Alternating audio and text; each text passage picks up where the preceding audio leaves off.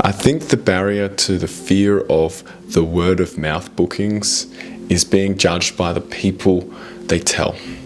Hey, I'm Chase, a Perth-based male body worker specializing in sensual and kind of massage. This is a big issue when women have an experience they want to share but they can't, and it really does hinder, well, not hinder, but really does take away from other women being able to know about positive services and like experiences that are about them and are ethical. I think I have the answer. So when a woman books this kind of experience, some do tell their friend or have that one close friend they want to tell, or some tell their hairdresser and their hairdresser books, or some tell, some people in their life, but a lot don't. A lot do keep this very, very private, and I totally understand that and respect that. I think the way that to get over, from this is, if you want other women to be able to have great experiences as well from someone that you personally know does offer a great experience, consent, boundaries, desires, limitations, someone that is educated around that, and to support this kind of industry and to have women have all that, you don't have to say, hey, I seen this guy, you should see him because I had a great positive experience. I think the way to go about it is more indirect.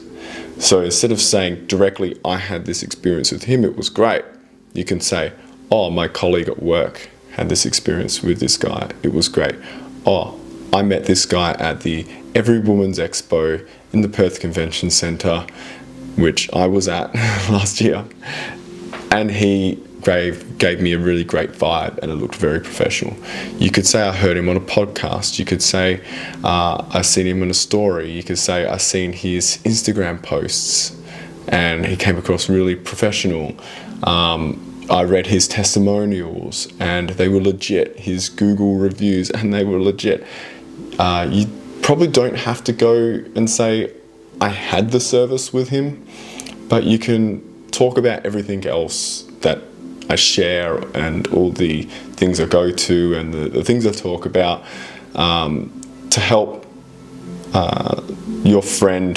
Let's say you've booked it and you want your friend to book it, but you don't want to tell her that you booked it, so you kind of say, hey, I heard of this kind of service, what do you think? Crazy, right? And then you see their friend's reaction. If your friend's reaction is like, oh God, no, I could never ever do that, don't tell her you've seen me, right? If your friend is like, wow, interesting, like that would be one hell of an experience, you could say, oh yeah, my friend booked him or something, and then she might ask who the friend was or something, but oh, you don't know her. Or if your friend actually seems really interested in booking this kind of service, you can say, look, I also have booked him and it went great, because that friend's probably not going to judge if they've already expressed an interest in booking with you. But then your friend could also say, oh no, I could never do that, and then look me up and book. So it's hard, but I think the only best way you can do is indirectly, and seeing their reaction to this kind of service, and then taking your risk assessment from there, and then telling them whether you feel comfortable or not.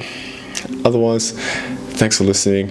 Feel free to share, tag a friend, send it a like, favorite the video, whatever you can to support this kind of industry getting out there and this kind of service for women. Otherwise, I'm Chase. Until the next video. Ciao.